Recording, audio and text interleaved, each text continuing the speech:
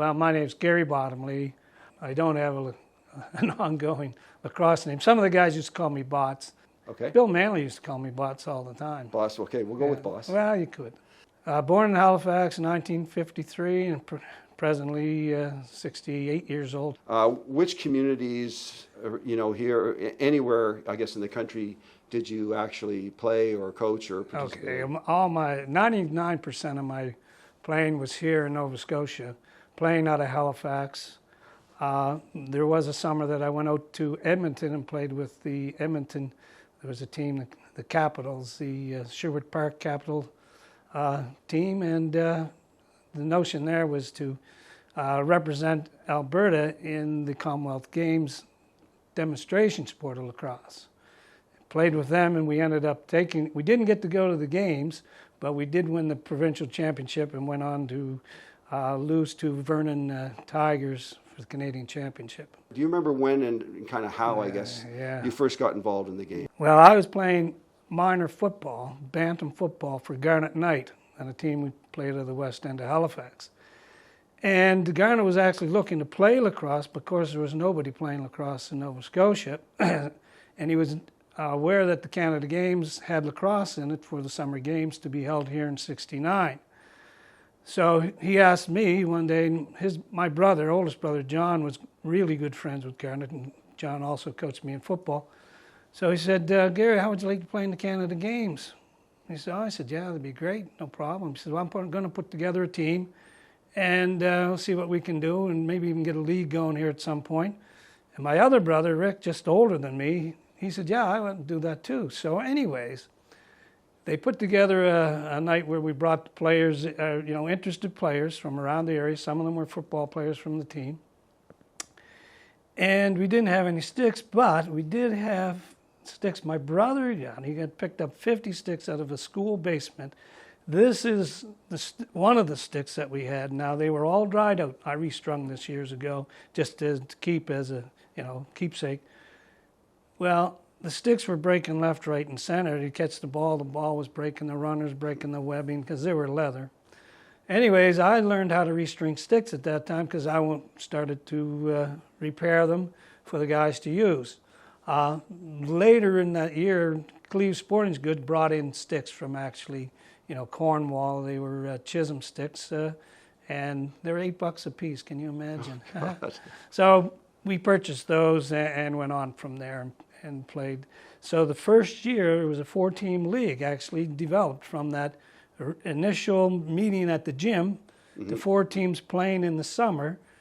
And one of the teams that I played on, I was only 15. My brother was 18 at the time. Oldest brother didn't play. But anyways, that team had to play against Dartmouth. Dartmouth had some players that were playing. And we played in the provincial championship. Halifax won. That team went to represent Nova Scotia in the Canada Games. That was the very first year. So what happened, I didn't get to play in the Canada Games because I was 15, and they brought in a few guys brought up 4 players. 4 players had to leave the team. So one of those players was Wayne Fink. So that's how it started. Yeah, and then it continued on as a 4-team league. And we'd play against Dartmouth there, to see who would play and go to the Nationals. Nationals were a big thing.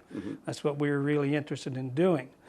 Then in '72, they came up with the Canada Games format where they were taking the best junior players in the province, getting them groomed up to play in the '73 Canada Games. And I did play in the '73 Canada Games, where we did come second. This is the Canada Games silver medal, awarded to us after losing a very hard-fought battle with Ontario. And this is one of the only sweaters that we know of. Myself and Rick Gautreau were talking. Rick Gautreau was a line mate of mine in '73. And this is his jersey. And he does not know how it got in his bag. Now, he wasn't fooling around. He does not know how this ever got in his bag because Bill Manley took these sweaters from us. It went person to person, took each one of those sweaters back because we were supposed to be using them in future years, right? So he didn't want them lost. But anyways, this one here did survive, and we don't know where the others went. Bill Manley might have kept them in his drawer somewhere. This is an actual stick. This is Rick Gautreau's stick that was used in '73 Canada Games. Anyways, you can see it's a good hero, good guy, used hard. Give us a snapshot of any family, whether it's, you mentioned some siblings or children, or any other sort of family connections to the game? Other than my two brothers, John and Rick, Rick played right up until 79, I believe. My sister even played. Okay. But no other, didn't have any other family members. I had other cousins that were involved in athletics, but they never picked up the game. Okay. And what do you do outside of lacrosse for the past 50 years? Well, educator for 32 years. I was a physical education teacher when I first started. And then I became school administrator, vice principal, moved on to be a principal, and retired as a principal. Could you sort of give us just a broad summary of the types of roles you've played over 50 years around the game? Well, first of all, player. And shortly after playing in the Canada Games, I was involved in some clinics, running, workshops with Garnet Knight or Bill Manley or Bill McBain. Wayne Fink and we did a number of clinics throughout the province, but also coached. I coached at the minor level, coached at the junior and senior level. A lot of time as a senior player, I was a player coach. And then actually one year ended up coaching the field lacrosse team here in 1999. So coaching primarily. We had a junior high league. All the years I was in junior high teaching, we had a junior high non-contact lacrosse, the intercross game, that actually Wayne Fink brought to us when he came back from Quebec. He was teaching in Quebec. The game was being played there, brought it to us, myself and Rich Bazance and two phys ed teachers. Yep. We formed teams in our schools, and I believe it's still running today. You mentioned the Canada Games as a pivotal one, so let's go into that a little bit more depth if you can kind of set the stage. Yeah. So Canada Games 1969, we got beat badly by Ontario 27-2 or 1. And that would be the first cohort. That would be the first time lacrosse was played at that level. Yeah. In this province. Yeah. And where was that event? That was in the Halifax Forum. Yeah, it was the Forum. Yeah, it was at the Forum. Not Centennial. Okay, yeah. Yeah, no, not Centennial. Centennial was big because that's where we played that 4-team league. Yeah. And those final games at the end of the year, we had 1,500 people or more in that arena watching lacrosse. It was really quite incredible. But anyways, the game, of course, not having the success in '69, the coaches, Garnet Knight, Bill McBain didn't coach the team in '69, but was part of it, kind of like. Mm-hmm. Garnet ran the team. And then in '72, Garnet Knight and Bill Manley got together. And the direction from the province was, well, why don't we put together a junior all-star team that would really do well in '73. Mm-hmm. So they put together a 2-year program. And I'll tell you, we were committed. The guys that were on that group the first year, there were a few changes for the second year, which would have been '73. It was intense training. Bill Manley was the brains. Garnet Knight was the motivator. They were a great team together. And Manley's background, he played pro lacrosse in Montreal. That's right. Yeah, exactly. He was from Mimico, Toronto. Yeah. Garnet was from Aurelia, I think. Yeah. And they had knowledge of the game. Bill Manley, he was a technician. And that's where we really learned the game.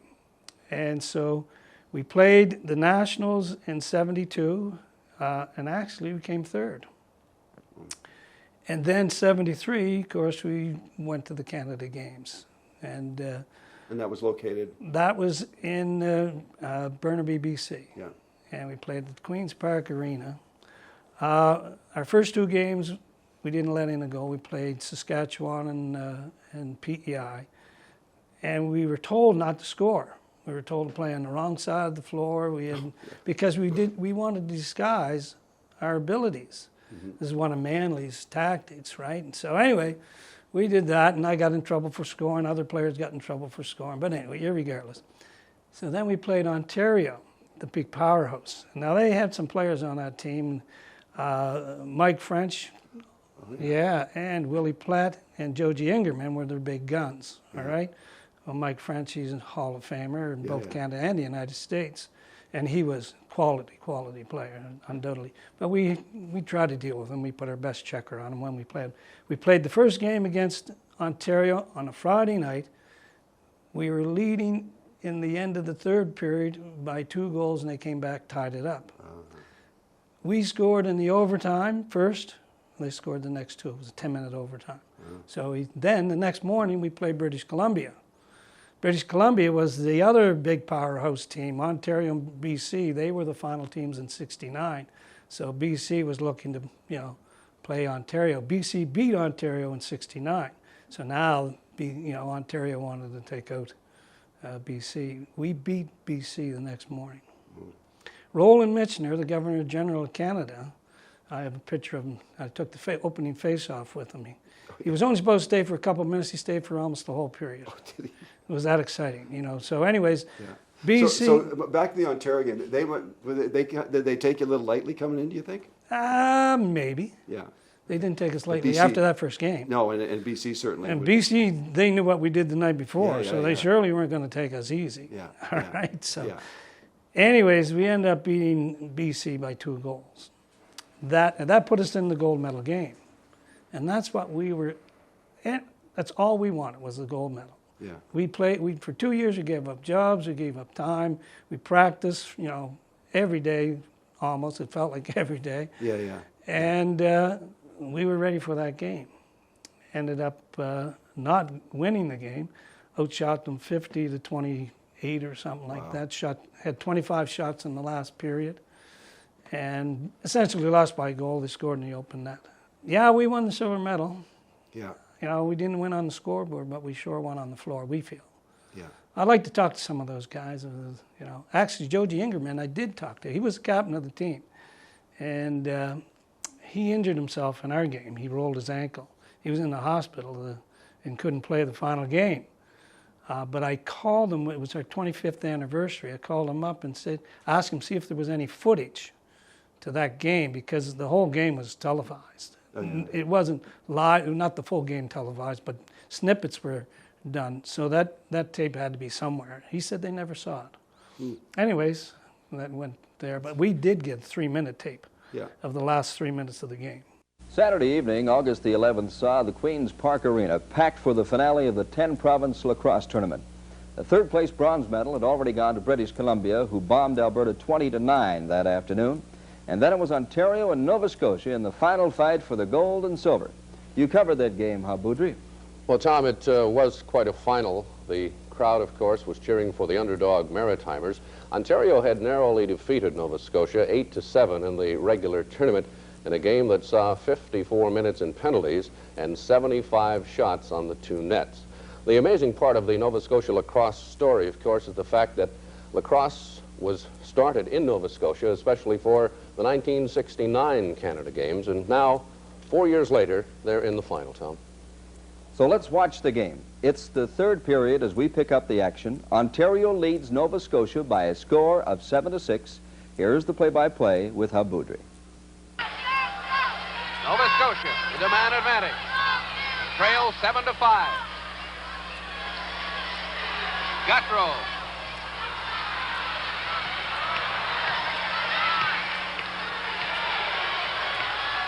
Hard shot by Gautreau.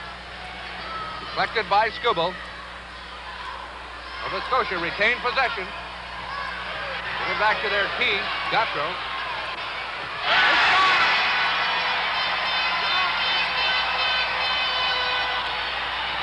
On Koharski.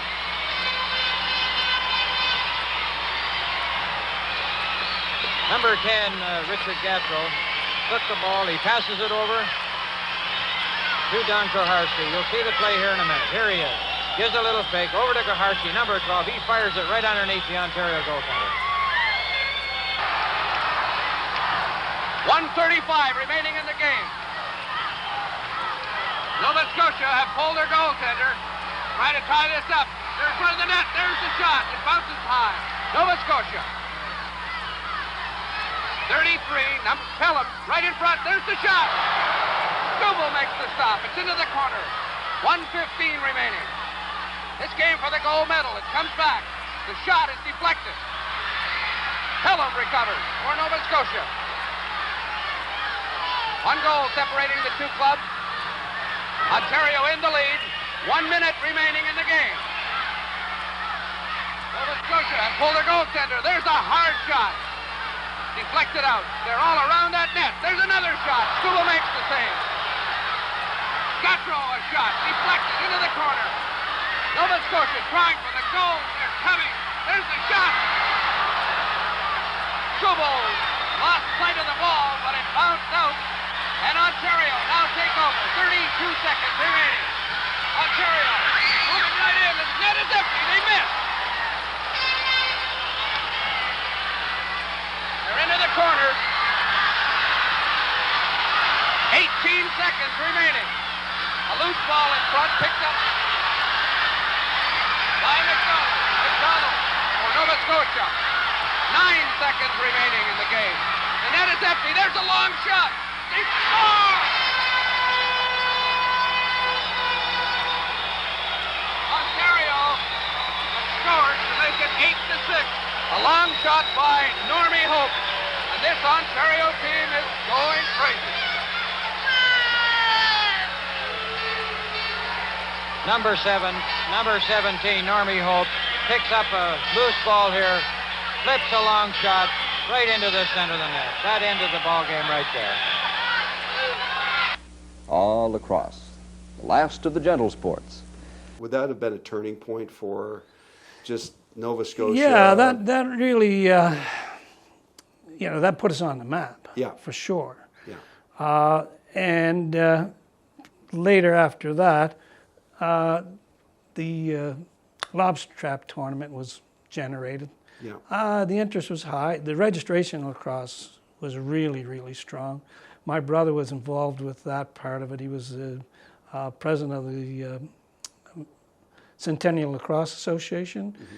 And he had stats that told, understanding to the fact that lacrosse was the participants in lacrosse were out doing hockey and softball or baseball. Wow. In the metro area. Wow. At that time. Interestingly enough, that team, we played in 74 here, and it was the first time we beat an Ontario team, any times that we went to the Nationals. Mm-hmm. But they then won the tournament, but we finally got our opportunity and we beat them once, and of course they went on to win the tournament. Canada Games team format was maintained even in 77. Mm-hmm. And I was coaching that with Mike Lothian. And I was also, it was the junior senior league that we played, and that team was playing in the junior senior league. Now, Don Koharski was a member of our Canada Games team. He was running a program in Dartmouth, mm-hmm. Out of the Shannon Park Arena. And Donnie challenged that team. He said, we'll challenge you and see who goes to the Canada Games. Okay. And we did win the challenge. That team won and went on to the Canada Games in 77 in Newfoundland. Mm-hmm. And so anyways, that's the Canada Games history. In 77 in St. John's, you were coaching.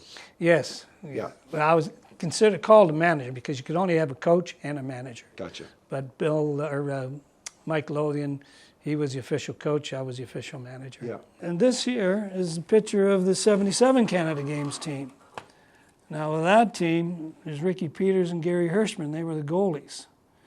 And Normie Hum, Normie's here with the A, he played 73, and I think that was it. Yeah. And you guys had good success there? Yeah, we had good, we had a strong team, but you go, the teams that go to the Nationals are teams that make their way there through tough slugging. Yep. We go as an all-star team, or somewhat an all-star team. You need to have competition. Yeah. We went to Ontario that year, and we played a number of teams. We played the Oshawa Green Gales. Oh, yeah. Junior A team, 15-4 or 5. Yeah. It was 109 degrees out. It was crazy. Yeah. We played a team from Hamilton. We played a team from Waterloo, Kitchener-Waterloo, to gain experience. You know, gain that. Even in '72, we went to Ontario. We played the Rexdale Warriors, the team that beat Nova Scotia 27, to 2 or 3, whatever it was. 4 years before that. Yeah, and we ended up, losing 14, 8 or 9 or something. But you gotta have that high intensity competition to see what's going on, and also, press yourself to be as good as. We moved on into the '70s. We went to nationals. We'd always be 4th or 5th. 75, though, we ended up in 2nd. I had been drafted by not Quebec Caribou. Wayne went to them, but I was Quebec Caribou. I was drafted by them. Didn't stay with the team. Came back here, played senior here, and we took a group of guys that were available to go. We went to Maycog. We ended up playing against the Fullers from Edmonton for the Canadian Championship and lost by 2 goals. Wow, yeah. So that was, a bit of a highlight for sure. And some of the sort of the nucleus of that team might have been a lot of the guys coming right up through junior. Yeah, they would have been. Oh yeah, they'd all been players that played junior. Be it with the Cohos, be it with the guys from down the shore. Prospect Way, there's those players from there, and then the Halifax nucleus. What was the sort of motivating factor for that? Okay, in 1977, we played what we called the pre-Commonwealth Games lacrosse tournament, which is Canadian Nationals. All right? And I had a good tournament, and actually played against Johnny Davis in that tournament. Oh, yeah.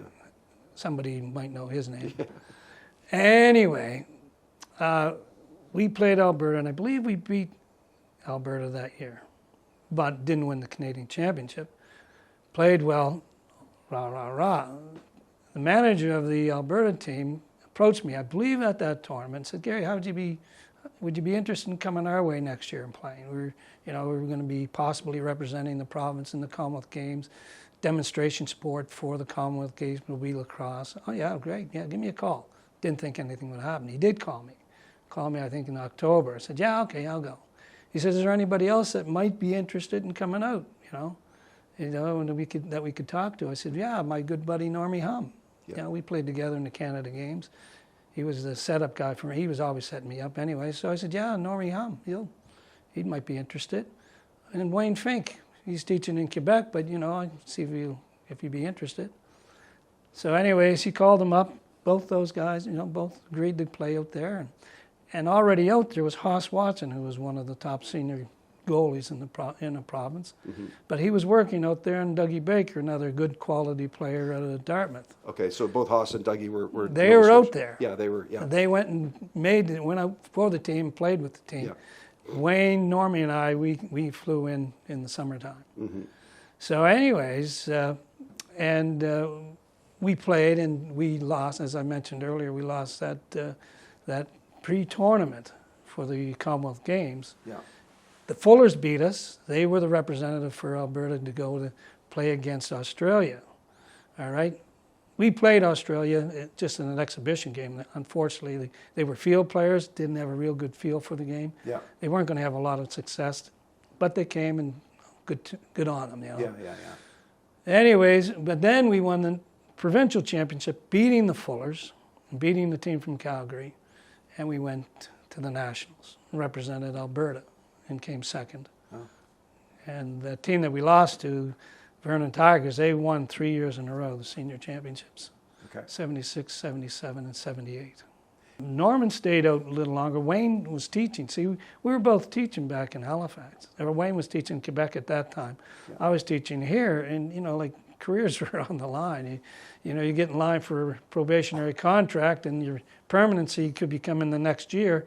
You're not going to be fooling around going out, out west. So, anyways, that was, so I didn't go back. Yeah, it's a great opportunity, though. Yeah, it was a great summer. Enjoyed it. They were good guys. They were similar to us because they came up being fourth place, fifth place, but they won the Nationals in '75, which feather in their hat. Yeah. Yeah. I think it was in '99. You mentioned the field team. Field Nationals were here. Yeah. Could you talk about that experience and Well, also just the contrast part of it too with the games, obviously? It's a different game Yeah, because you have the field setup's different. 3 defensive long poles. You had your midfielders and your forwards, and there were strategies about who was going over into the forward zone or defensive zone. There's tricks you could use. We didn't have a great deal of experience with it. But I checked things out as best I could, watch some stuff. You'd see stuff on TV now and again. So that was a senior tournament? That was a senior, senior men's tournament. We had some really quality players, but people who came, they had played the game a lot longer than we had. Had the movement in the offensive end. You'd stick a guy behind the net, so if there was a shot, the ball went out of bounds. We knew that and we used that, but when these guys, they were just more experienced at the game. Not so much skill-wise of catching and throwing and running, but the movement of the ball and shooting on the net. Yeah. But anyways, we enjoyed it and all good. And how did you see the game sort of change, or any? It really didn't change Didn't much. change much No. over those years. Yeah. The game was still at the national level. The game that we played here was different than the game that we would play when we went to the nationals. Yeah. Play here, the officials sometimes are very strict on slashing and especially picks, moving picks and screens. We'd get called down all the time on those. And you go to the nationals, and that's 80% of the offense is the picks and the screens. And we were, just drive us nuts when we play here, looking for that same kind of experience, because if we were going to go away, the guys that had played in the nationals knew that. Some of the guys that came in knew, well, they just played. But anyway, that was a difference. But the game was always the same. And at the nationals, it was pretty high level lacrosse. Yeah. But as you said, it's difficult to, to simulate it through the lead up, and all these other teams are playing regularly. They're a half an hour drive from another community. They're playing at a certain the depth there makes a difference. Yeah, and they wouldn't be an all-star team. They would be, most of these teams, they were solid teams all the way through. Yeah. And we'd go up we'd mix guys together. We all could play the game. But to gel as a team, that's another story, Anyway. Yeah. Some of the standouts that you sort of look back and. Well, I'll go right back to 1972 or 1970. We held the Founders Cup here in Nova Scotia in the Centennial Arena, and the St. Regis team was one of the teams participating. There was the Whitby Transport. They had a fabulous power play. They had 3 passes behind the back across the crease in the net, right? We've never seen that before. St. Regis team had Michael Benedict and Travis Cook, 2 really high-level players. And they could shoot from anywhere. And Michael Benedict, his stick skills were just phenomenal. Which really impressed me, and I looked at that and said, I'd like to be able to do that. So that impacted me as an individual, developing my skills, utilizing some of the things that I've seen from him. And also Bill Manley, because Bill Manley was a magician with a stick as well. So anyways, that was a big influence. The other players I played against, when I went to that Caribou camp, Travis Cook was there actually. And but Terry Sanderson was a player with them that I played against in nationals. He was a quality player for sure. He played pro, and his brother Lindsay played against him. He had another brother, and his name escapes my mind. But Jim Higgs, he wrote a book on lacrosse, but he was playing with that Quebec team. Yeah. There's another guy, Brian Evans, who was a big scorer for Peterborough. Played with him. Kenny Alexander from British Columbia. Kevin Alexander or is it Kenny? Kenny. Kenny, okay. There was I think he had a brother, Kevin, but I'm not sure. But Kenny, it might have been Kevin. But anyways, he played with the Caribous. We got along great, him and I. Gaylord Palace. Oh, yeah, wow. Gaylord Palace played with that Quebec team. But you know what? I looked up, and he didn't finish the season. I don't know if he was hurt or he went on to another team or they traded him. anyways, but I have a clipping. Maybe I'll show you when we get a headline that I had from that camp with his picture. So I trumped him. I trumped him on the headline. The ebb and flow of the popularity of the game and how, it's how it's played out here in Nova Scotia and on its own merits or versus, other parts of the country. After the 69 Canada Games in 73, things came up in registrations. Kids were playing all over the metro area. And somewhere along the line in the 80s, it seemed to decline. The air came out of the balloon, so to speak. And we look back, the guys I played with over the years, we look back at that whole idea. Why did we lose the registration? And why were kids not playing? As much as people were volunteering, trying to get game, Wayne, put great efforts into it with the intercross, myself, trying to keep the game alive with the kids. But it slowed down. Well, I say, Canada Games format, the whole idea was of other sports and Canada coming together every 4 years to play sports, showed people there's more sports than just hockey in Canada. And so, and there's only so many kids in Nova Scotia. We didn't have a great population. So they made other choices, went elsewhere. And soccer was a big impact. And then when things started to improve a bit, lacrosse is being televised. TSN was putting the Toronto Rock on. So, we saw some improvements there. The World Championships were held here. Various national championships were held here. So that's where the ebb and flow comes. So the parents of the kids are seeing these, lacrosse is in habit. Oh, let's go see if you can play. Oh, what would you rather play? Soccer or lacrosse? Kids would be able to make choices through various sports. Yeah. Now we have the Thunderbirds in Halifax. You'll see what's happening. Yeah. The numbers will go up. Yeah. And the game has survived. The game has survived over 50 years here. Yeah. So hopefully the ebb will be on the high side. Trajectory. Are there any players in particular that have kind of developed through Nova Scotia that you have followed with interest in terms of their development, where they're going with their game? Not in a big way. And Wayne Fink's son, Danny, I coached him in minor lacrosse. He had a career, he played pro lacrosse. Great kid, same kind of ideals as Wayne, hard worker, good athlete, really good athlete. There was another young fella that I had actually played intercross for me, and he went on, Mitch Hannigan. He's a goaltender. Yeah. And he's done stuff. He's worked within the province in lacrosse, but he played senior lacrosse. So players that have moved on that I worked with, those would be two that I can remember for sure.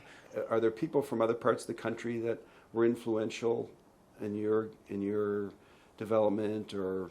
Well, no. I would not say any. Watching the quality players at the Nationals, Terry Sanderson's, Gaylor, not Gaylor, but Travis Cook, those guys playing. Yeah. Those guys, when you watch them play, they played so smartly. Lindsay Sanderson, we played against him in out west in British Columbia in 70. It would have been 78. Just seeing those guys, and there's probably a lot more names that I would have been able to give to you, but those names have just gone by the wayside. Yeah. Okay. What's your sense of the future for the game in Nova Scotia? Well, I'm positive right now in that, the Thunderbirds, they're doing a lot in the community. They're getting into the schools. COVID kicked us in the knee. It was disappointing because I went to one game, 4,000 people. Next game, 5,500. Next game, 6,000. Next game, 8,000. Yeah. The game was just taken off. Yeah. And the product is so good. It's it's the best lacrosse you're going to see in this country, for sure. And then maybe in the world. You have the top players. Yeah. And the young kids seeing what those guys can do, It's going to rub off on them for sure. Has to.